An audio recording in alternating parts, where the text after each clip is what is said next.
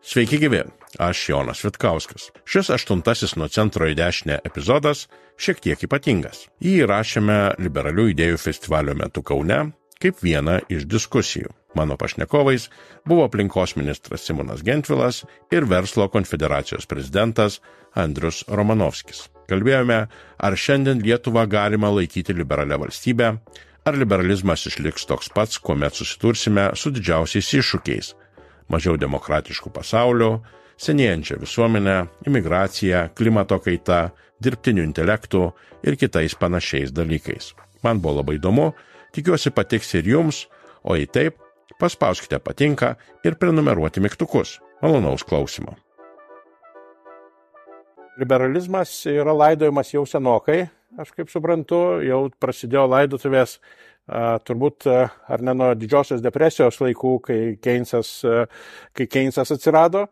Ir paskui, kai jau du didieji turbūt liberalai, Reaganas ir Thatcher baigė savo kadencijas, irgi jau turbūt buvo tokia mintis, kad liberalizmas jau kaip ir pasibaigė ir kad pasaulis dabar bus, kaip čia pasakyti, teisingesnis ar labiau socialesnis. Tai ar liberalizmas gyvas? Ir kokie požymiai rodytų, kad taip? Jūs tiesiog šnekėkit, kuriam, nelaukim. Gerai, gyvybės požymis, jeigu mes kalbam apie tai, kad tai yra politinė ideologija, nors ideologija yra atgyvenęs žodis, jo, tai parodo, ką apie tai galvoja rinkėjai, tikriausiai. Jo. Ir jeigu mes žiūrėtume ar Lietuvą, ar pažiūrėtume kitas šalis, tai liberalios partijos, arba tos, kurios bent iš dalies išpažįsta liberalią ideologiją, jos dalyvauja valdant valstybės. Tai tada atsakymas, kad liberalizmo laidotuvės yra, kaip čia mes pasakyti, Gerokai perdėtos, bet jeigu mes kalbam apie ideologijas, tai tikriausiai yra normalu, kad kažkas tai kažką tai laidoja, nes vis dėlto ideologijos tai yra idėjų kova. Jo, yra skirtingų labai idėjų kova ir tai yra, tikriausiai reikia su to susitaikyti, kad kažkas tai tave laidoja, kažkas tai tave iškelia ant podiumo. Čia, kadangi diskusijos pavadinimas šiandienos iššūkiai, tai aš prisimenu, kai susirinkom šitoj kadencijoje į pirmą vyriausybės posėdį, reikėjo visą šalį uždaryti. Ir kas galėjo pagalvoti, kad dešiniųjų vyriausybė savo pirmam vyriausybės posėdėje ims ir uždarys judėjimą žmonių, nes tarp savivaldybių atrodo griežtos policinės valstybės judesys, ir kaip dešinieji galėtų tai pasielgti. Antrasis pavyzdys yra toks iššūkis, taip ne pandemija, bet karas. Tada karo metu tu remiesi ne į savarankišką gynybą, bet nori stiprios valstybės. Trečias pavyzdys buvo ekonomikos problemos su pandemija, su stabdymu, vėlgi ir Andrius daug žino istorijų, kiek reikėjo valstybės pagalbos tam, kad sustabdyti ekonomiką, išgyventi ir niekas negalėjo suprognozuoti. Tai 3 krizės, kuriuose reikėjo labai stipraus valstybės vaidmens. Ir ką mes liberalai dažnai sakydavo, mes už savarankiškesnį žmogų, valstybę, kuri atsitraukė. Ir tas savotiškai šituose buvo testuojama. Testuojama, kaip mes kaip liberalai dešinieji elgsimės. Taip, bet gal tai reiškia, kad liberalizmas pasibaigė. Liberali vyriausybė. Bet žiūrėkite, aš tai galvoju, kad čia viena yra sisteminė klaida, nes mes turim vieną liberalizmo įsivaizdavimą savo galvose, kuris yra labai siauras ir aš sakyčiau atgyvenęs ir kokiu taip apšvietos amžiaus, jo 18 amžiaus, nors gal daugelis net neskaitė tų laikų tekstų, bet toks liberalizmas, valstybė kažkur tai nuo šalyje, žmogus, laisvė yra esminis atskaitos taškas ir iš to viskas išplaukia. Aš manau, kad čia fundamentaliai nėra teisingas požiūris ir jisai jau yra pasikeitęs jau 20 amžiaus pirmoji pusėje, kada modernus liberalai visiškai, prisiminkite, 19 amžiuje liberalai Britanijoje buvo radikaliausi, tokie socialistai net galėtum pasakyti, jo pagal tą supratimą. Ir dėl to čia yra ta esminė klaida, nes aš įsivaizduoju, kad liberalizmas jau seniai susitaikė su valstybės vaidmeniu svarbiu ir tik tai klausimas, koks tas yra valstybės vaidmuo. O jeigu mūsų vertybė yra žmogus, žmogaus teisės, žmogaus laisvės, tai mes sutikime, kad be valstybės tai yra neįmanoma jų apsaugoti. Tarsi, valstybė yra tas instrumentas, kuris apsaugo mūsų bazinės, pavyzdžiui, teisė į gyvybę. Valstybė turi apsaugoti. Ir jeigu mes iš tos pozicijos kalbame, jeigu mes kalbam, kad žmogui reikia laisvės, ekonominės laisvės veikti, o man liberalizmas yra labai didžiąją dalimi yra susijęs su ekonomika, su ekonominė veiklos laisvė, tai ko tam reikia? Tam reikia įsilavinusio žmogaus, kurio teisės būtų saugomos, jam reikia žmogaus, kuris gautų visas paslaugas, kad galėtų laisvai funkcionuoti kaip verslininkas. Tai čia yra... Bet kam tada reikalingas liberalizmas, jeigu jisai, jeigu jis neduoda laisvės? Tai Singapūras. Jisai liberalizmas turi, laisvė yra vertybė, bet laisvė kaip vertybė nėra atsieta nuo, pavyzdžiui, santykių su valstybė. Laisvė kaip vertybė nėra atsieta, kad valstybė, pavyzdžiui, turi investuoti į švietimo sistemą tam, kad paruošti žmogų, kad jis suprastų, kokios yra laisvės, suprastų, kas yra žmogaus teisės, suprastų, kas yra ekonominio veikimo laisvė. Tai, tarsime, laisvė, bet mes dažnai laisvę taip savo viduje, nors taip nesielgiam, suvokiam kaip, kad yra laisvė ir viskas. Tarsime, tai tikriausiai, aš manau, kad net liberalai 20 amžiaus ir jūs minėtas Keynesas, kada buvo pergalvojama, tai nebuvo tokio supratimo, kuris yra ten, 18 amžiaus, kada laisvė, kada despotija aplinkui. Tai šią prasme mums ta laisvė tikriausiai yra susijusi su to, kad mes buvom ilgą laiką labai nelaisvi, tai dėl to mes laisvės pati idėja truputį kitaip suvokiam. Ar būtų ką? Jo, aš irgi, kaip ir Andrius sako, reikia valstybės ir mes dažnai kaip liberalai galvojam, kad jeigu čia mes liberalai, tai mes čia už anarchizmą, bet atvirkščiai reikia stiprios valstybės, kuri apgintų ir mažumų teisės, ir verslo teisės, ir žmogaus iniciatyvą. Ir jeigu žiūrėti į tą Karlo Properio tokią sentenciją, tolerancijos paradoksas yra vadinamas, kad tu turi toleruoti visus iki tos ribos, bet netoleruoti netolerancijos, nes netolerancija nužudo toleranciją. Tai čia yra tolerancijos paradoksas, kad tu negali anarchijos išplėsti tiek, kad anarchistai tave užmuštų. Ir valstybės užduotis yra tiek ekonomikoje, tiek žmogaus mažumų laisvėse, ta, kad valstybė turi leisti žmonėm nukrypti nuo mūsų trajektorijos. Mes labai vienodi žmonės esame iš tikrųjų. Po okupacinėme periode mes labai viens kitą gerai suprantam, bet valstybė turi toleruoti daug ką, o mūsų ir liberalių partijų ir kitų partijų skirtumas yra, kad kitos partijos nori padiktuoti ir moralizuoti žmogų, kaip jam elgtis. Ir galvoja, kad valstybė turi tą teisę pasakyti, kaip žmogus yra, kas gerai. Tai man atrodo, kad liberalų užduotis yra visgi ta tolerancija gerąja prasme, kad tu turi leisti visuomeniai klestėti, bet neleisti anarchistam uzurpuoti. Tai čia apie raiškos laisvę. O apie ekonominę laisvę kalbant, tai vėlgi, man atrodo, liberalai, kaip mes suprantam liberalizmą, tai stipriai už rinkos ekonomiką. Ir niekada mes taip neklestėjom kaip kapitalizmo laikotarpiu. Bet žiūrėkite, skeptikų labai daug, ta prasme, kad valstybės įmonės, valstybinis kapitalas ir yra net eilė sektorių, kurie susigrąžinami į valstybę. Tai man atrodo, tai yra pavojinga tendencija. Pasižiūrėkite, kas Lenkijoje dedasi. Orlen korporacija supirkinėja masiškai vietos žiniasklaidas, televizijos kanalus, laikraščius. Prieš rinkimus supirko ir užsakė daugumą outdoorų reklamai.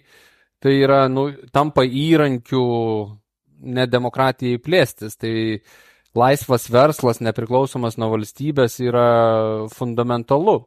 Tam momentą, kai Rusijoje dingo laisvas ir nepriklausomas verslas, dingo demokratija, dingo opozicija.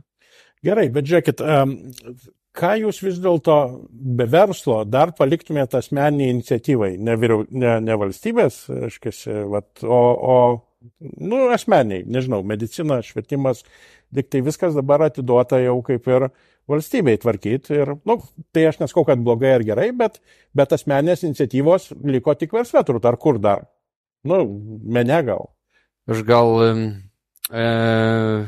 Lietuvos, gal pradėkime nuo Švedijos. Švedijoje 40% mokyklų yra privačios. Bet bazinis įstatymas Švedijoje sako, kad privačiose mokyklose negali būti mokslas mokamas, nes tada gimsta nelygybė. Mes norim, kad visi vaikai iki 18 metų turėtų bilietą sėkmei, nesvarbu kokioje giminėje ar imigrantų šeimoje gimė. Pas mumis visgi su privačiu sektorium, kuris ateina į kitus sektorius, ypač su švietimu įvyko toks paradoksas, kadangi tai yra Landsbergių šeima, kuri sukūrė sėkmingai veikianti pavyzdinį sektorių.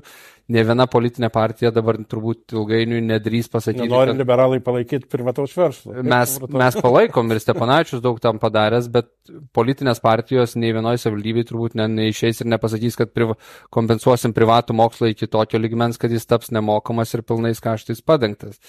Tai čia mes taip nutikę yra, bet yra sektorių, kur tikrai privatus sektorius ir į sveikatos apsaugą jie stipriai, tai ne tik tai...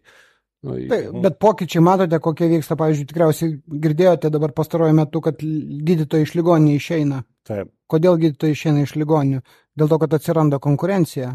Pagaliau atsiranda, jie taigi neišeina kažkur tai į gatvę. Jie nueina tikriausiai labai tikėtinai, nueina užsiimti savo privačią praktiką arba panašiai. Ir tada staiga tie elementai, kurie yra uždaros valstybinės sistemos ir tikriausiai čia yra liberalų ta žodis, kuris būtų sakyti, kad jos neturi būti visiškai uždaros. Jos turėtų būti paremtos kokia nors draudiminė logika arba dar kažkokia logika, kuri miksuoja tos du elementus. Nes pas mus dabar be abejonės yra daug uždarų sistemų. Ir tada iš to, ką mes gauname ilgalaikės problemas, į kurios neturime atsakymų. Gerai, žiūrėkit, o tai šiaip apibendrinant, Lietuva liberali šalis? Žiūrėkite, čia yra klausimas, aš manau, kad Lietuva yra liberali demokratija ir jeigu ta liberalios šalies savoką mes taikome plačiaja prasme ne ideologinė arba partinė, tai be abejonės mes esame liberali šalis ir be abejonės tikriausiai dauguma žmonių yra vis dėlto liberalių arba nusaikių pažiūrų. Ir dėl to pažiūrėkite, pas mus niekados labai radikalios partijos neįsivyrauja, kaip kitose šalyse yra. Čia mūsų kažkoks tai yra. Dažnai mes turim tokį kartais mišrainę politinę labai skirtingų, bet visą laiką tokios labai prognozuojamos ir suprantamos politinės lėgos, kurios net kartais būdamos socialdemokratinės yra pagal savo politiką buvo liberalios, kaip socdemai anksčiau. Tai tikriausiai šią prasme mes esame liberali šalis. Kita vertus, mes dar turim vėlgi grįžtant prie to, mes turim tas ideologinės klišės, o žinote, kažkas tai yra pasakęs, kad ideologijos yra mirusios ir lieka tik tai anglų kalboje, tai vadinasi policy. Tai yra politikos, sveikatos apsaugos politika, socialinė politika, gynybos politika, nežinau, kokia nors ten mokesčių politika. Tai šią prasme tikriausiai nemažai partijų persidengia ir jos yra kai kuriais atžvilgiais yra pakankamai liberalios, nebūdamos liberalios partijos savo atskiroje politikoje. Ir dėl to tas atsakymas, aš sakyčiau, jo, bendraja prasme taip, mes esame liberali, demokratiški. Paklauskime ministro, kuris norėjo įvesti mokesčius. Kaip čia buvo? Tai mokesčiai savaime nėra... Jau įvedė, man atrodo. Jau įvedė. Bet pagal mokesčių perskirstimą tai Lietuva yra labai liberali, nes 27% perskirstimas tai reiškia tikrai žemiau negu, o klausimas, kaip mes perskirstam, ar nuo to. Tai mūsų siūlymas buvo liberalų, kad mes perskirstom labiau nuo taršos ir turto mokesčio, mažinam pajamų mokesčius. Tai tokia mūsų rinkiminė programa. Bet kalbant, ar Lietuva yra liberali valstybė, Lietuva yra laisva žiniasklaida. Iš tikrųjų, mes esam 7 pasaulio žiniasklaidos reitinge. Ta prasme, top 10 pasaulio. Lietuvoje yra teisės viršenybė, tai reiškia gana sveika, nors ir maža bendruomenė. Žiūrėkite, pas mumis nėra taip kaip Lenkijoje, kur teisėjai eina į teismus arba valdančioji partija skiria tik tai teisėjus ir nuiminėja per teisingumo ministrus. Ką Andrius pasakė, mes neturime iš esmės radikalių partijų, tokios, kur būtų į nacizmą, arba į nacizmą linkusių, arba aklai taip sakant, lietuviškos, kaip pavyzdžiui, Suomijoje dabar tie True Finns, tikrieji Suomijai, arba tenai Švedijos demokratai, mes sugebam integruoti net mažumas ir mano kažkaip manimu, mes labai sėkminga šalis esam pasirinkusi tą tokį Aišku, kai kurie aspektai ten galėtų būti ir žymiai greičiau vykti, bet, pavyzdžiui, moterų ir vyrų lygybė, pavyzdinė yra įvairiuose ir kapitalo valdyme, ir politikos dalyvavime, ir kitur. Tai man atrodo, kad daug parametrų, makro parametrų rodo, kad čia yra sveika liberali demokratija. O sakykit, kaip tai derintųsi su berods 26 000 galiojančiais teisės aktais? 26 000 teisės aktų reguliuoja mūsų gyvenimą. Tai dabar faktiškai, bet ką padaryti, turbūt nepažeidžiant įstatymo, taip labai sunku. Bet čia yra toks paradoksas, jo. Aš kada pasidomėjau pas savo kolegas Estijoje teisėkūrinė mašina yra ten kokia iki 10 kartų lėtesnė.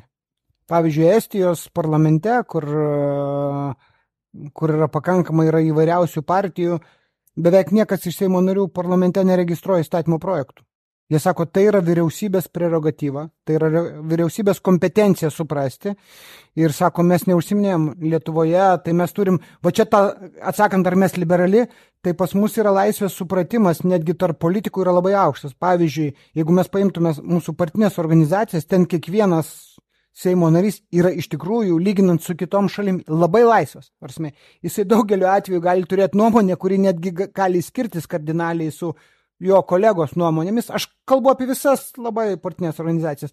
Tai dabar, čia tikriausiai yra iš tos Žečpospolitos laikų tradicijos ateinantis, kada mes turėjom ten tą pasąmoniai laisvę kiekvieno bajoro, tai čia tas 26 000 iš kur jie ateina. Kada mes turim, man čia kažkas tai pasakė, mes turim užkrečiamų kažkokių tai lygų, sudėtingų lygų kažkokių tai įstatymą, atskirą įstatymą, kuris apsprendžia kažkokių tai sudėtingų lygų ten gydymą. Jis kilo nuo tuberkuliozės, kad tuberkuliozę sergantį žmogų galėtume karantinuoti. To atėjo COVID-as, tai... Ministras žino apie tą įstatymą. Aš žinau, užkrečiamų lygų įstatymą. Bet aš tai girdėjau apie didesnį skaičių, ar 89 000. Tai čia gal apskritai, nors ten... Bet čia turbūt nereikėtų lyginti, kad čia daug įstatymų ar mažai. Žiūrėkite, aišku, Lietuvos Seimas per kadenciją priima 2,5 tūkstančio maždaug įstatymų. Kai tenai Skandinavijos ar kiti priima 300-400. Aš dirba daug. Jo, bet aš nesu teisininkas, bet kažkodėl pas mumis, taip teisė susiklostė, kad reikia įstatymą daug nuosavybės ribojimo atveju sukelti taip toliau, tik per įstatymą.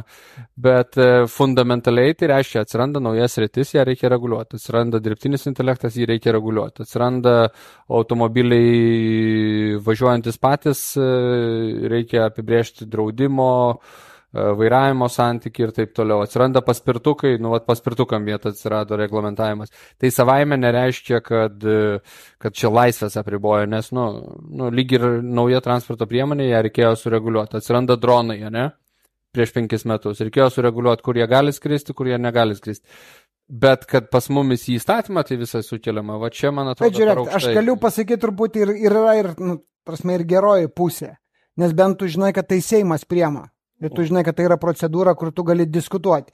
Nes kitas variantas būtų, kad koks nors ministro įsakymas būtų, arba dar kažkoks tai dokumentas, apie kurį kartais tu sužinotum tik tai tada, kada jis to pradėtų. Taip vadinamas individualus teisės aktas. Beje, keletą ministerijų yra, kurios yra pasižymi, pavyzdžiui, sveikatos apsaugos srityje. Daugelį dalykų yra reguliuojama individualiais teisės aktais. Tarasme, kurie yra šiaip fundamentalūs dalykai. Tai čia gal ir yra ta ir nebūtinai blogiausia pusė, nes kada tai yra Seimas, tai vis tiek, aš kaip sakau, Seime tu visą laiką surasi, kas oponuoja, bet visą laiką surasi, kas ir palaiko. Ir tas stabdo. O tai gal reiktų priimti kažkokį tokį įstatymą, ar nežinau, ar konstituciją įrašyti, kad, pavyzdžiui, priimant vieną įstatymą, kitą reikia sustabdyti, arba dar, kad būtų fiksuotas kiek įstatymų. Nustatyti galiojimo datą iš karto. Kada po 5 ar 10 įsivertinti, tada po 5 metų. Tai irgi kitas variantas. Baigėsi įstatymas, žiūrėti, ar čia kaip pasaulis. Bet žinote, tada bus tokia problema, kad biurokratija savo susigalvos, kad jai reikia turėti dar atskirą funkciją, sekti visų įstatymų galiojimo terminus ir paskui dar vertinti kiekvieno įstatymo reikia, ar pradės išaiškės, kad mums reikės trečdalių daugiau valdininkų, kurie nieko nedarys, tik tai tikrins tai, aš čia, žinote, čia. Jo. Tai čia sekantis klausimas tada būtų, ar ne per daug valdininkų Lietuvoje? Ar tarnautojų, ar valdininkų? Nu, kaip sakyt, valdininkai, tai čia jeigu valstybės tarnautojai, tai čia ne tarnautojai. Valdininkas tas, kuris valdo, tarnautojas tas, kuris tarnauja. Beje, čia kažkas tai, čia žinote, čia yra labai žodžiuose, semantikoje yra daug prasmės. Čia kaip apie Žalgirio dabar 1944 visi diskutuoja. Jo. Tai aš tai sakyčiau, kad valdininkų yra per daug, tarnautojų per mažai, tąją prasme tai yra žmonių, kurie iš tikrųjų tarnautų ir būtų, anglų kalboje koks įdomus pavadinimas yra civil servant, visuomenės tarnas, net ne valstybės, bet visuomenės tarnas. Bet šiaip tai aišku, jeigu mes lygintume su patirtimi ir man visą laiką Europos Sąjunga yra kaip gerasis valstybės tarnybos modelio pavyzdys yra. Tikrai, aš žinokite, aš sakyčiau, pagal kompetenciją vieno specialisto, kuris dirba Europos komisijoje, tai jo kompetencijos lygis, aš kiek susiduriu, yra kosminis, ta prasme. Gal dėl to, kad tai yra finansuojama ir gal dėl kitų priežasčių, bet va to tikriausiai labiausiai trūksta ir kartais aš turiu, kaip ir jūs turite tokią crazy idėją, aš sakiau, gal iš tikrųjų verta valstybės tarnybą kaip po žanrą, gal liberalam reikia panaikinti. Privatizuoti. Ne privatizuoti, paprasčiausiai, kad būtų taip pat, kaip mes versle dirbam pagal darbo sutartis, turim darbo kodeksą panašiai. Tai gal ir valstybės tarnyboje, aš nekalbu apie vadovus, kur ten politinio lygio tau reikia pasakyti, bet gal ir kiti gali dirbti pagal darbo kodeksą, nes aš nežinau, ar jūs žinote, bet valstybės tarnautojai negyvena pagal darbo kodeksą. Jie ir turi atskirą. Ir tada tai sukuria, nes kodėl tai buvo sukurta? Tada, kada mes bijom, kad būtų politizuojama valstybės tarnyba, ten kokiais 95-2005, bet dabar tai gavosi priešingas efektas. Ir gal valstybės tarnyboje tokių sukrėtimų iš tikrųjų reikėtų. Jo, Lietuvoje yra per daug tarnautojų, tarp OECD šalių vidutiniškai 19% šalies dirbančiųjų dirba viešajam sektoriui, Lietuvoje 28%. Mes trečdalių turim daugiau negu geriausiai veikiančios pasaulio ekonomikos. Tai 400 tūkstančių Lietuvos dirbančiųjų yra išlaikomi iš biudžeto, tai čia įskaitant ir sveikatos apsaugos sistemą, ir švietimą, bet tų tikrųjų biurokratų yra 60 tūkstančių, valstybės tarnautojų. Bet man atrodo vienas iš tų dalykų, kuris turės pokytį, tai yra valstybės tarnybos įstatymas su sausio 1, tiesiog man atrodo, kur yra įvykę Lietuvoje tas toks prasilenkimas su lūkesčiais, mus kontroliuojančios institucijos, kas tai bebūtų, viešųjų pirkimų tarnybas, STT ar kitos, jos tiek nepasitikėjo valstybės tarnautojų, kad užprocedūrino visą procesą iki tokio lygmens, kad, iš esmės, jeigu valstybės tarnautojas, tai jau yra vagis ir jam reikia prašyti iki galutinės procedūros. Ir tiesiog atitikties tos procedūros yra toks ilgas, kad tu procedūrai pravesti žiauriai užsikuiti. Kiek tekę dirbti, pavyzdžiui, su Skandinavija, tai žmogui leista valstybės tarnyboje interpretuoti, prisimti atsakomybę dėl to, kad valstybė iš esmės jo pasitikė. Pas mumis, kadangi buvo tas žanras nepasitikėti reglamentuoti, mes ištempėm procesą. O apie daug ar mažai, tai vėlgi grįžti į tą Norvegiją. Pavyzdžiui, tai Norvegijoje mokesčių inspekcija yra privatus audito biurui, nėra valstybinės mokesčių inspekcijos. Ir nebūtų mažiau interpretacijų. Jo, ir mokesčių surinkimo procentas yra efektyvesnis. Tapsime, mokesčių išvengiamumas ir taip toliau, tai yra privačios įmonės, kurios sugeba administruoti kai kurios mokesčius. Gerai, tai gal tada jau tikrai eikim prie tų iššūkių, nes aš dabar jos taip iš karto apie tokias liberalizmo skaudulius, lietuviško liberalizmo skaudulius.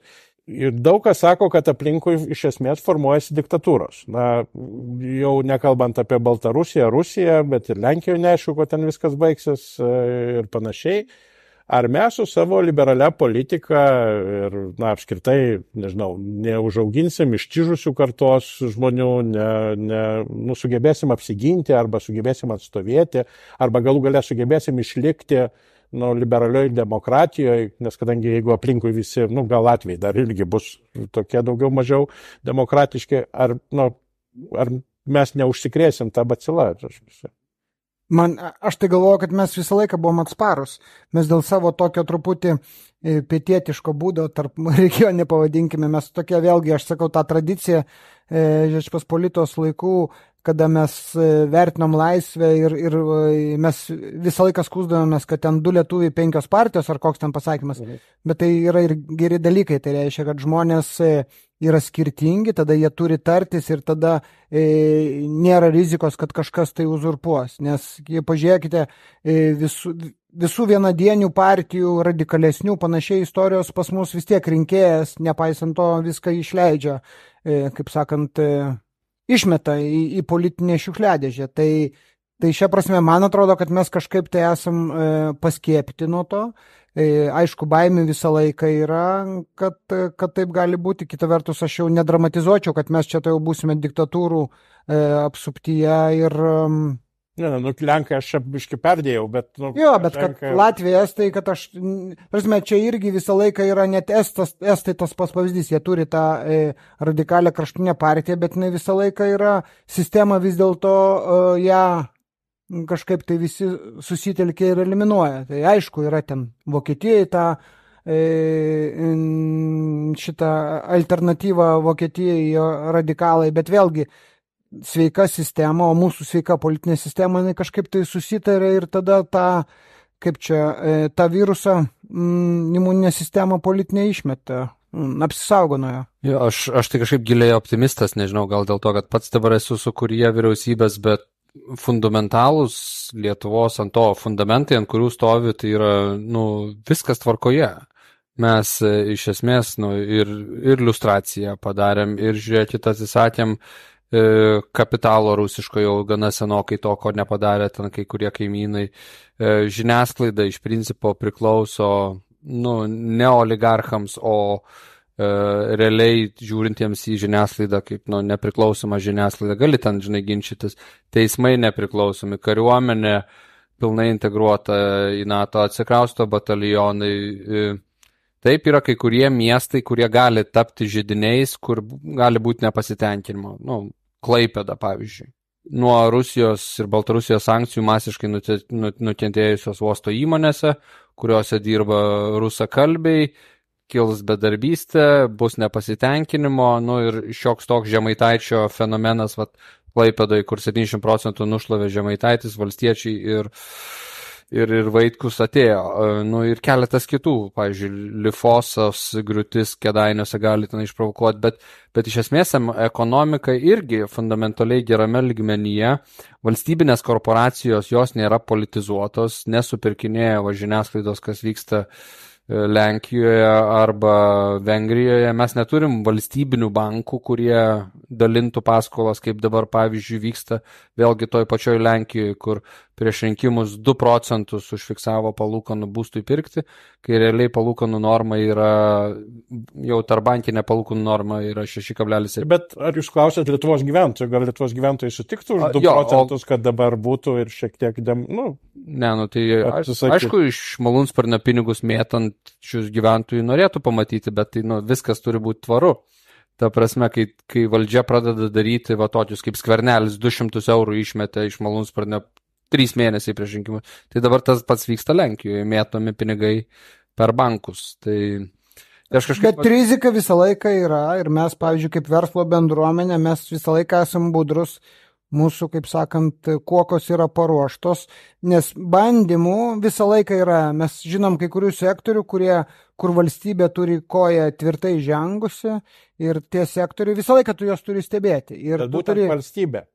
Kur valstybė yra žengusi ir tada tenais, ir ten jau ten nebe politikų klausimas, ten jau vis dėlto formuojasi valstybiniai dariniai, jeigu jie nejaučia spaudimo iš verslo, iš visuomenės, kad žiūrėkite, neįsibujokite. Tai čia energetika, taigi buvo, tarsi, dabar tas yra tendencija visų valstybinių įmonių abizacija, visos kaip ir tampa privačios atseit įmonės, keičia formą, tai ten budrumas turi būti ir čia liberalų tikriausiai irgi būtų tas, jeigu reikia liberalizmo ir laisvės į valstybės tarnybą, tai ten reikia to liberalizmo priežiūro.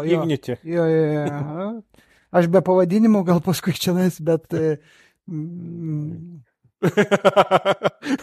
Neišlaikė. Beje, su geležinkeliais aš galiu pasakyti, kad geležinkeliai yra gerai pasimokę ir ypatingai visos istorijos, kada buvo paskutinės su trąšom panašiai, vis dėlto aš manau, kad kai kurios įmonės pasimoka, kad jų rizika yra buvimo šalia akcininko politiko, kartais gali būti viena vertus labai maloni, bet kartais gali būti tai kainuoti visai vadovybei, nes ten taip ir buvo, jo, nes jeigu įmonė būtų veikusi visiškai, sakytų, man neįdomu, valdyba yra struktūra kaip bet kurioje privačioje įmonėje ir man duosite nurodymą, aš sustabdysiu ar ne, o ten dalyvauji politikos dalimi tampi ir tada tu toj grandinėlėj dėja, kur yra politikas ir nepolitikas, tu esi kraštinis. Bet gal valstybė ramiau, kad tos strateginės kažkokios įmonės yra valstybinės ir tiesiog, neteis koks nors dėdė su milijardu iš rytų ir...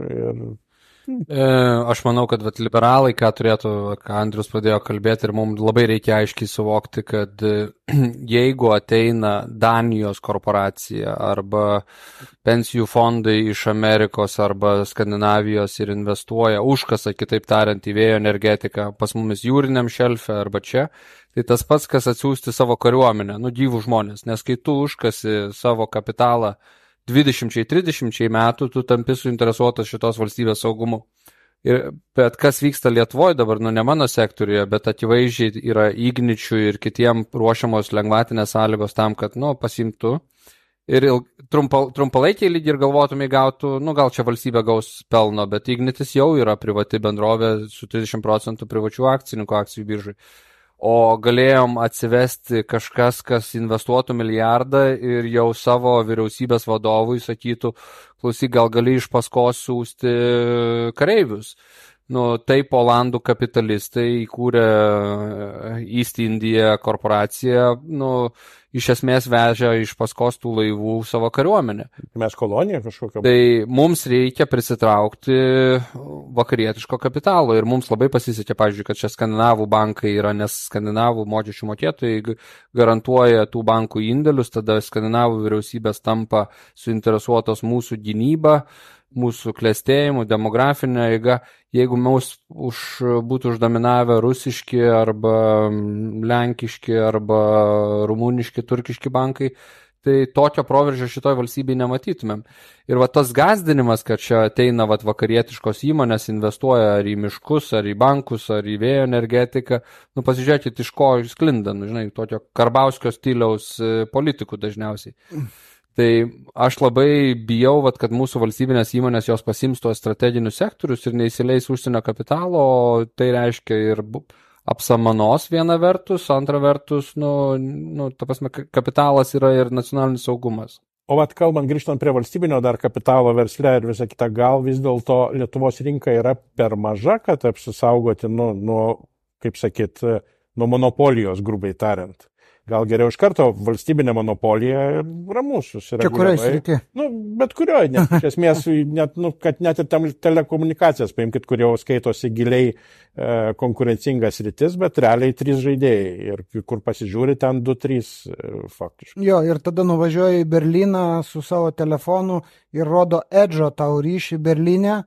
Ir kada tu klausi berliniečių, kodėl pas jūs čia interneto, ar čia jūs užsieniečius taip diskriminuojate, sako, tai mes Wi-Fi namie turime, kam mums tas 5G arba 4G mobiliam telefone. Tai ta prasme, tada tu pajauti, kad net tų 3 konkurencija yra tokia didelė, kad kai kuriuose kitose šalyse mes tą, kad čia turime, jau net suvokiam, kad čia yra, kaip kitaip čia gali būti. Aš sakau, aš buvau šokęs, spalio mėnesį Berlyne Edge'as yra, net daugelis gal net jaunesnių nežino, kas yra Edge'as, tai yra 2G ir žemesnis ryšys interneto. Tai aš tai sakyčiau, kad beje telekomunikacijos tikriausiai vienas geriausių tų pavyzdžių, kur yra konkurencija, nepaisant, kad 3 žaidėjai, bet jinai yra iš tikrųjų labai aštri, bet aš priminčiau, kad vienu momentu valstybinė įmonė norėjo būti 4. mobiliuoju operatoriumi. Beje, paradoksas yra socdemų vyriausybė su Butkevičiaus priešai pasakė ne. Tarsi atsakant į klausimą, ar mes esame liberali šalis, tai ne. Socdemai pasakė, netgi tai yra too much, tokios nesąmonės. Tai Bet kita vertus, jeigu kalbant apie energetiką, tą pačią trumpai, tai mes irgi turim tam tikrą situaciją. Dabar Lietuvoje, pavyzdžiui, nepriklausomam tiekime mes konkuruojam, mūsų Ignitis konkuruoja su Latvijos valstybinė įmonė, su Estijos valstybinė įmonė. Tai tikriausiai tas irgi, pasako, kad konkurencija vis dėlto yra, bet dėja tarp valstybinių žaidėjų. Tai va čia tas moderavimas arba leidimas žaisti jiems savarankiškai, bet nesudarant šiltnamio sąlygų tikriausiai būtų protingiausia. Tai vienas iš tų pavyzdžių, žiūrėkite, kai vartotojus perkelia iš Perlo, kai plano nepasirinkusius vartotojus perkelia vėlgi į Ignitis. Tai iš 800 000 atėjo vartotojų į Ignitį be konkurso.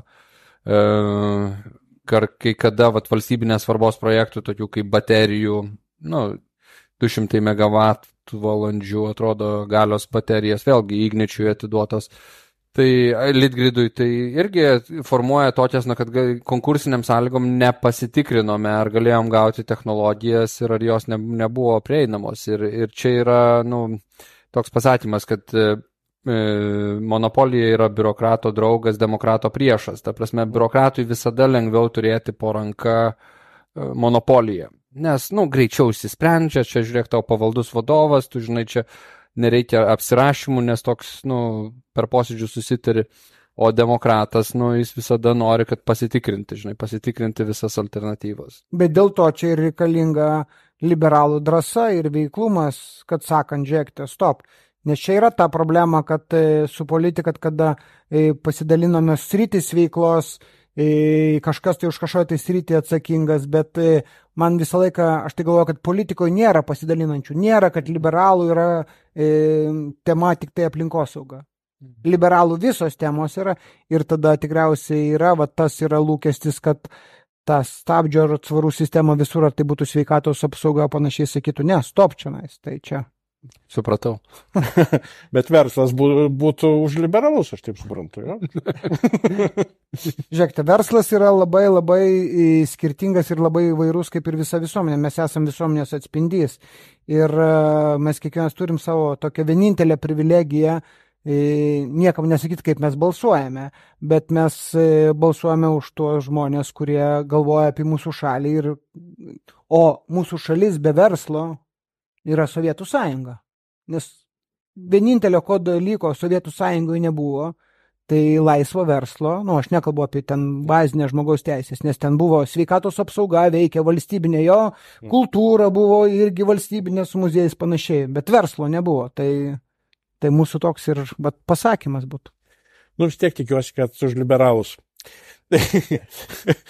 Tai dar sekantis toksai vis dėlto demografinė situacija ir su ta, tiksliau, gal tokia grupė problemų, tai yra klimato kaita, numatomas vandens trūkumas, atbėgėliai, dabar atbėgantis, ateityje atbėgsantis, demografinė situacija ir visa kita. Ir mes dabar jau nuo sienos tik metam visus, tikrai, sakykime taip, gal tai ir teisingai darom, bet turbūt tai tikrai nesiskaito liberalus veiksmas. Tai kaip vis dėlto, kaip išlikti liberalu? Ką norėjau pasakyti. Jeigu būtumai Amerikonas, tai sakytumai, jeigu nenori pas save priimti, tai turiu remti ten, kur yra žymiai pigiau ir padėti. Neignoruoti pasaulio problemų, žinai.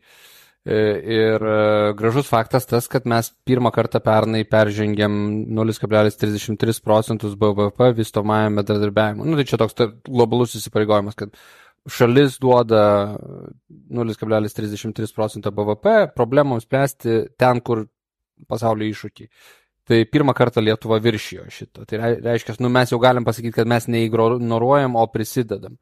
Dabar yra ta politika, ar sprendžiam tada problemas čia pasiėmę gyventojus, ar sprendžiam ten, kur vyksta. Tai Lietuva tos imigracinės politikos niekada neišvystė, priimdavo tik tai darbo migrantus arba keletą pabėgėlių tenai iš pagrindė rytų. Tai man atrodo, Lietuva nepribrendusi dar yra iš esmės keisti imigracinės politikos, nes visuomenė per sunkiai tą ir Europą nesusitvarko dar vis. 200 000 jau dabar užsieniečių. Tai jie yra darbo migrantai. Ne, ir pabėgėliai, taigi ukrainiečiai 70 000 karo pabėgėliai jie sudaro. 70 000. Plius pridėtum 50 000 gudų, kurie yra irgi dalinai politiniai pabėgėliai, aš turiu minį, kurie po 20 metų, tai čia tie skaičiai kitokie, bet aš noriu pasakyti apie tos pabėgėlius. Tai aišku, čia žinote, čia su jais yra pilies toksai yra efektas, kuris sakoma viduramžiuose buvo, kada buvo pilis, pilyje visko būdavo, ponai, vagis, ten ištvirkavimas, muštinės, pjautinės, bet kada apsiaučia tavo pilį, tai pilyje visi susilygina, visi sėdė ant tvoros ir ginasi, nes supranta, kad kada užpuls, tai visus išskers. Tai pas mus irgi taip, tarsi mes aiškiai supratome, kad pabėgėlių tas klausimas dėja, bet jisai yra mūsų saugumo klausimas ir nėra ta situacija, kai pabėgėlių temą kaip nors traktuoja, pavyzdžiui, vokiečiai, kurie visiškai kitaip mato, nes pas mus kita situacija. Kita vertus, aš tikrai irgi pritarčiau, kad demografija yra ta tema, kurią visi visiškai ignoruoja. Čia yra stručio situacija. Mes tos matom skaičius, kur mums sako, kad mes čia kaip tauta traukiamės, nebus kas dirbti ir mes taip, bet mes nenorime girdėti, nes mes bijome to dalyko. Suvokti, kad mūsų ten 50 metais ar 40 bus 2 milijonai ir net mažiau, įsivaizduojate, kažkoks tai kosmosas. Ir tada, nes jeigu tu tai suvoktum, tu suprastum, kaip spręsti klausimą. Ir man čia viena demografė akademikė sakė, buvo vienas politikas, kuris pasikvietė mokslininkus ir sako, paruoškite man demografinę programą 2003-aisiais. Žinote, kas jis buvo? Brazauskas. Paruošė mokslininkai, visiškai nepriklausomai atnešė programą ir atsakymas tuo metu buvo išmintingos imigracinės politikos vykdymas, nes nėra kitų suveikusių veiksnių. Tik labai protingos, kada tu tiksliškai dirbai, žinai, kokius žmonės tu atsikvieti, kurie čia integruosis, taip toliau. Bet sakė, atidavė biurokratijai, tai pačiai biurokratija perrašė viską priešingai visiškai ir nieko išėjo, iš to nieko neišėjo. Mes dar turėkime minį, kad daugelį atvejų jūsų tie 200 000, jie daugelį atvejų nesusijęs su tai, kurie žmonės norėtų čia pasilikti ir gyventi. Pavyzdžiui, ten kokį nors turime tarp vairuotojų, jūs gal nežinote, 2/3 vairuotojų transporto yra užsieniečiai, ten Baltarusiai, Centrinė Azija, bet jie 90% laiko dirba Europoje ir jų daugumoje atveju jie nesieja savo ateities su šito šalim. Jie čia susimoka mokesčius, bet tai nebūtinai mes čia dar esam kažkokie tai labai ypatingai įdomus. Ja, bet vienas iššūkis, apie kurį irgi, jeigu mes globaliai mastom, tai teko sutikti Amerikos buvusi viceprezidentą Al Gorą. Jis sako, už 10 metų pasaulyje gyvens 1,2 milijardo gyventojų vietovėse, kur arba per karštą, arba per šlapę, arba nebėra maisto. Tai jeigu, iš esmės galvoti apie ekosistemą ir mes esame maistą eksportuojanti šalis, mes eksportuojam 6 milijonus tonų grūdų, kai suvalgome 1,5 milijono. Suvalgome 300 000 tonų, bet gyvuliam, kad mėsą užauginti dar 1,5 milijonos, kad mėsą užaugtų. Tai mes galėtumėm pamaitinti dar 4 Lietuvas su savo maisto produkcija. Tai vietos yra čia apšiai, kur gyventi, yra norinčių, kad, kraustytųsi, būtų prieaugis, turtas brangtų. Tai mums reikia priimti tą tokią doktriną, kad Lietuva turės padėti pasauliui spręsti klimato kaitos sritis. Ir aš manau, kad kaip bežiūrėsi, bet net ir tie žmonės, kurie čia lipo per tvorą, taigi jų šeimos metėsi dėl to, kad ekonomika arba karai jų šalise sukūrė negyvenamas sąlygas. Ir reikia prisidėti prie tų sprendimų.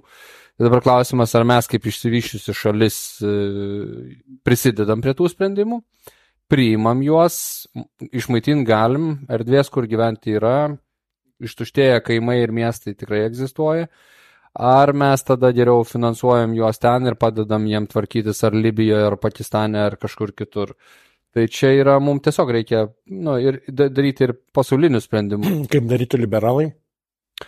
Aš tai manau, kad atverti Lietuvą, čia Gedimino tie laiškai čia tokie mistinis dalykas, bet ta prasme Lietuva yra tolerantiškas kraštas, turime čia istorinių gėdų su žydų genocidu, bet iš esmės tai mes buvom visada daugialypis kraštas su štetlais, įvairiom religijom ir taip toliau, tai dabar tik tai mumis sovietmetis biškį sulygino kultūriškai. Gerai, tai dar vienas iššūkis, toksai, apie kurį dar daug kas nešneka, bet vis dėlto jis turbūt artėjantis yra, tai dirbtinis intelektas ir žmogaus laisvės. Tai ar taip, kad dirbs už mus, tai gal ir gerai, nes, kiek suprantu, nebus kam dirbti, bet jeigu, tarkim, dirbtinis intelektas, jis bus vis tiek protingesnis už žmogų, ir kaip tada bus, kad kaip vystysis liberalizmas, jeigu koks nors superkompiuteris sakys, žiūrėkit, visi dabar turit daryti taip, o aš nenoriu. Kaip tas reguliavimas, ar galvojama apskritai valdžia, kaip tos visus, kaip tą sureguliuotų? Gerai, tai sakys jo, aš nežinau, tai kad ir ta pati COVID valdymas, ar nežinau, karo, ar ekonomika galų gale. Išspjaus superkompiuteris kažkokį pasiūlymą, kur man atrodo, didysis iššūkis, tai čia yra, ką Europos komisijoje ir Suomijoje bandyta šnekėti, yra apie tą digital tax. Ta prasme, yra skaitmeninės bendrovės, kurios kai kurios sektorius taip greitai suspaudžia ir tiek daug žmonių palieka bedarbiais, kad dirbtinis intelektas jis labai greitai, labai suefektyvizuos kai kuriuose gamybos sritise arba paslaugose labai. Ir staiga daug žmonių liks be darbo, o kai kurie kapitalistai, neblogąja prasme, tie, kurie investavo ir sukūrė algoritmus, jie taps labai turtingi. Ir tada mums kaip liberalams, įvairiose pasaulio valstybėse reikės imtis perskirstimo, nes šita visuomenė, jie taip greitai nepersikvalifikuos į kitas profesijas, jie taps pikti ir kaip profesorius Glaveckas mane mokydavo, Simonai, nieko nėra blogiau negu tuščių skrandžių streikas. Ta prasme, jeigu žmogus yra be darbo, be pinigų, nesaugus dėl vaikų, jisai išeis ir nuvers valdžią. Ir staiga dėl dirbtinio intelekto, aš įsivaizduoju, kai kurios industrijos tiesiog masiškai neteks darbo. Tarkim, pavyzdžiui, logistikos sektorius. Po 10 metų gali ateiti situacija tokia, kad vairuotojų poreikio nebebus. Vien Amerikoje yra 5 milijonai vairuotojų, 10 milijonų kasininkų Amerikoje. Tai tikrai pakeis juos. Ir valstybei reikės imtis to perskirstimo mechanizmo, kur to taip vadinamo progresinių mokesčių, kad paimti iš tų, kurie labai gerai greitai užsidirbo, ir duoti tiesiog universalų atlygį. Tai aš matau dirbtinio intelekto trumpalaikį iššūkį, kad ateina jėga, kuri tiesiog labai greitai atims daug darbo vietų. Prieš tą nereikia priešintis, kaip tik reikėtų skatinti, o jau po to čia tie jo sukontroliavimo, tai čia jau aš neturiu nuomonės. Ne. Aš tai, žinokite, galvoju, kad daugelis iš mūsų, mes turim pripažinti, mes tai dar to nesusivokiam, kaip su ta demografija, taip ir su dirbtiniu intelektu. Mes čia dabar kažkiek, tai čia GPT pasirodė ir aš pagal savo elgseną matau, tarsi mes dar to nesuvokiam. Kam reikia Seimo, jeigu gali įvesti kompiuterį? Jo, tai kam reikės teismų, jeigu galės dirbtinis intelektas netgi be jokio korupcijos rizikos, suėmus visą teismų praktiką, kodeksus panašiai ir surinkti, pavyzdžiui, baudžiamoji byloje, kur viskas atrodo formaliai, yra įrodymas, nėra panašiai ir tau išima sprendimą įkalinti arba išteisinti. Tai aišku, bet aš dar kartą sakau, kad daugelis, manau, kad čia jeigu paklaustume, galvotų, kad čia yra, žiūrėkti, čia dar kažkas tai tokio, dar kažkas tai neapčiuopiama. Ir kai kurie sako, kad mes jau esam visur pavėlavę, kad visi dalykai, kurie turėjo būti padaryti, kaip su, pavyzdžiui, tokia analogija yra su klonavimu, jeigu pamenate diskusijas prieš 10-15 metų, kur čia buvo baimė, kad to jau žmonės priklonuos. Bet ten greitai buvo reguliavimas įvestas, čik, uždrausta ir tema užsidarė. Tai kai kurie sako, kad mes čia esame jau praleidę tą momentą, tai iš dalies čia bus taip, kad žiūrėsim, kuo viskas tai baigsis. Bet yra gal ir pozityvus dalykas, prisiminkime prieš 20 metų, kada sakėt, kompiuteriai kada atsiras ir visus žmonės atleisime, nes viską darys ten IT specialistas, sutvarkys apskaitą vienas anksčiau, kur buvo 30 buhalterių. Tai dabar man atrodo, kad yra kaip tik tiek daug tų IT specialistų, kurių vis reikia tą patį daryti, tai kad nieko čia nepasikeitė. Tai nežinau. O dar technologijų kompanijos ir privatumas dar irgi toks klausimas turbūt yra. Europoje jis pastoviai keliamas labai aštriai, tarp kitko. Man pastoviai gadina Facebooko kampanijas, nes Facebookas vis mažina galimybės reklamuotis. Ir aš taip suprantu, kad čia Europos politikų įtaka, reiškia, anksčiau galėdavai ten žmogui pagal pareigas, o dabar nebeleidžia Facebookas, sako, nežinai, mes nerenkam duomenų, nors dėl nerenkam duomenų, žinot, yra toks anekdotas, kur ChatGPT klausė, sakė, kur aš esu?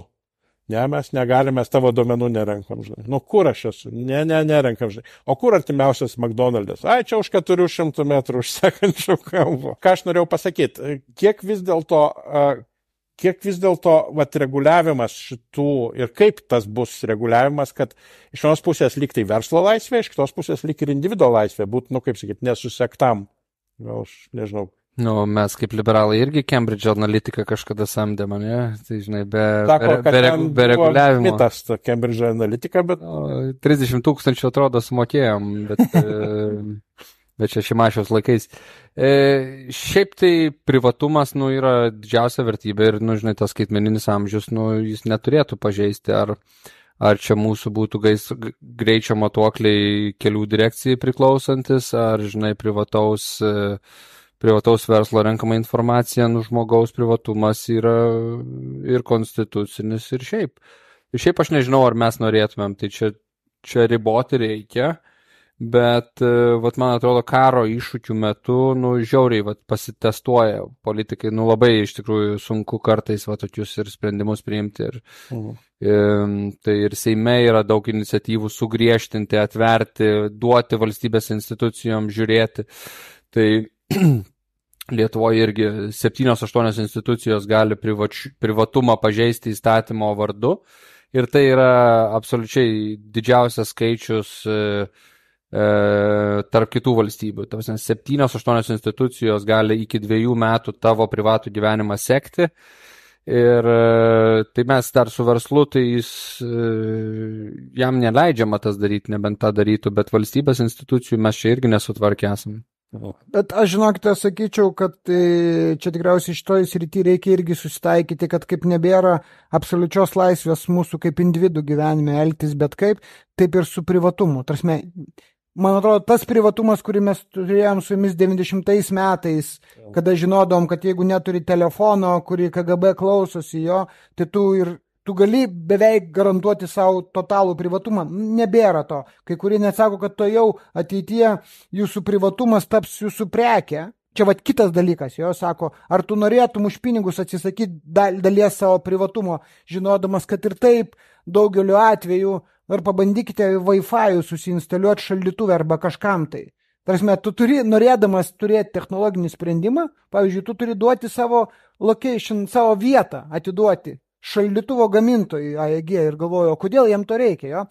Bet tikriausiai yra toks klausimas, kad privatumas nebėra absoliutus, kaip ir laisvė nebėra absoliuti ir klausimas tik tai, kas to bus daroma, kaip tu, nes aš apie kameras, apie viską, tai yra klausimas, ar tai neperžengs kažkoje tai jau tokią ribą, kur tai yra jau per daug.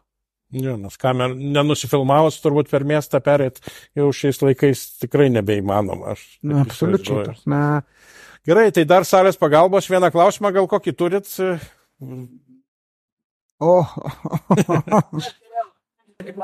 Pats tarybos narys iš noriu. Savivaldybės įmonė, tas pats transportas, autobusų parkas, laikrodis, sakykime. Ar geriau tai padaryti savivaldybė, ar geriau verslas? Ir kaip parodė praktika iš tikrųjų, kaip bendrauja savivaldybės įmonė, kad verslas dažnai neimplikuoja kainį, tai padaro dar viešuosiu truputį žymiai pigiau, nors savivaldybės įmonė paskaičiavus parodo normalią realią kainą, tai padaro žymiai kokybiškiau. Ką manom, kaip šitas galima sulabiruoti? Nes verslas veržėsi, jis nori tas vyktas įsiveržti, autobusus vežti, gatves valyti, bet realiai paskaičiau, ar ne geriau, kad savivaldas turi savo įmonę, realiai pirmo kiek tai kainuoja realiai, jeigu ateina verslas, dempinguoja. Čia tiesiog klausimas turbūt apie tai, kad paslaugas geriau teiktų savivaldybė, negu kad verslas, nes verslas orientuotas į pelną. Čia yra fundamentali diskusija labai gera, nes tai vadinasi vidaus sandorių, taip vadinama diskusija. Ir čia tikriausiai yra blogos istorijos iš abiejų pusių. Kad verslo yra nesąžiningo arba kuris nekokybiškai teikia paslaugas, mes patys žinom kaip vartotojai. Mes patys kartais daugelio atveju esame nepatenkinti tam tikrais dalykais. kad valstybė arba savivalda, kuri turi savo įmonės, dažnai to piknaudžiauja ir ypatingai aš turiu minėti tąją prasme piknaudžiauja, kad elgesi neefektyviai, kas yra susijęs su savo naudojimo to tam tikrai politikai, politiniams tikslams.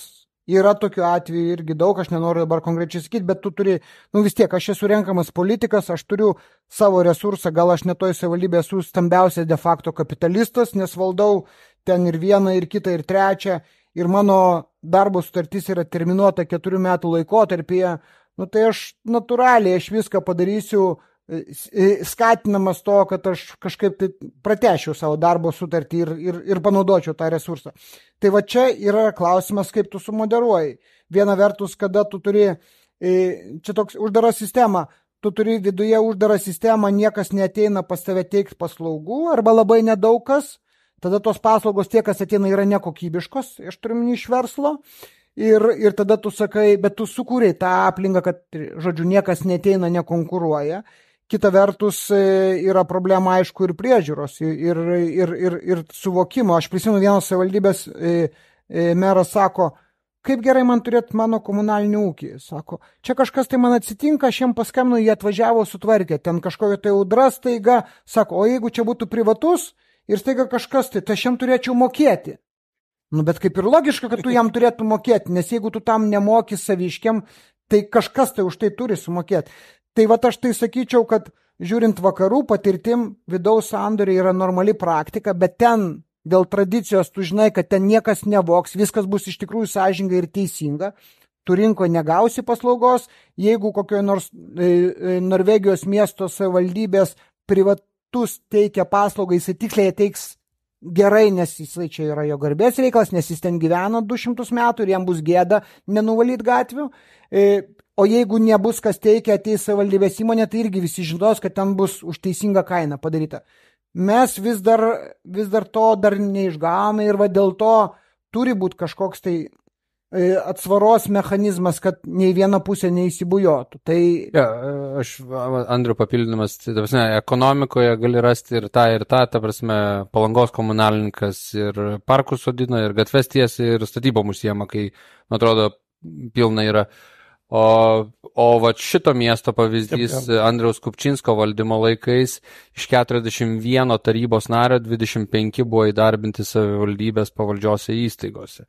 Tai ką tai sako, kad per komunalinį sektorių, per biudžetinės įstaigas tu sustatai valdžios vertikalę.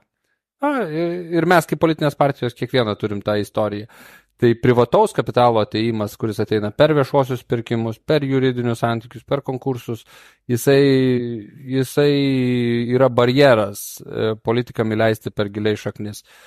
Dar vienas pavyzdys, Druskonis, laikraštis Druskininkos, tai jį leidžia savivaldybės įmonė ar kažkuris, žinai, tai ta prasme, tu išsikeroti gali iki kažkurio laipsnio ir man atrodo, sveikas yra bruožas, tikrintis. Aš prašau, ministrė, mes jau labai esam prispausti laiko. Mano paskutinis klausimas, labai keliais žodžiais, jeigu galima, tik atsakykit. Vizija, liberalas 2050. Ačiū, man. Keliais žodžiais. Kiek čia metų bus? Žinau. Kaip tas liberalas? Sveika. Man atrodo, kad mes daugumą būsime menininkai ir meno mėgėjai, nes daugelį problemų iš tikrųjų technologijos išspręs ir mes, jeigu prieš 100 metų 70% gyventojų augino maisto tam, kad išmaitintų 100% gyventojų ir šeimoje buvo keletas žmonių, kurie išėjo į profesionalų profesijas, tai ateityje technologijos padarys taip, kad, dirbs realus šiandieninius darbus 10%, o likusieji užsiminės filosofiją, poeziją, menu ir tik tai reikės demokratinių truputį saugiklių, taip kažkaip aš taip ateitį matau, kad bus meną mėgstanti visuomenė. Andriau, ar bus koks? Aš nežinau, man atrodo, ar čia liberalas, ar bet koks kitas 50 metais turi būti padorus žmogus, padorus pilietis, užsiemantis savo svarbia veikla ir nejaučiantis viena vertus iš valstybės per didelio spaudimo, bet kita vertus ir turintis savo atsakomybės ribas. Tai man tas liberalas, aš tai labiau jį suvokiu labai plačiaja prasme, nepartinė kažkokia tai ideologinė, bet daugeliu atveju, aš kaip sakau, jeigu mes esam liberali demokratija, tai mūsų visi piliečiai yra liberaldemokratai, kaip tai baisiai skambėtų, buvo tokia partija, kurios nebėra, bet aš turiu minėti, ta prasme, tai yra sąžiningi, padorus šitos visuomenės piliečiai. Tai toks ir turėtų būti bet koks liberalas. Tai ką, ačiū Jums labai, man tai šitą valandą labai greit pralekė. Tai dalyvavo pas mus aplinkos ministras Simonas Gentvilas ir Verslo konfederacijos prezidentas Andrius Arbanovskis. Ačiū labai.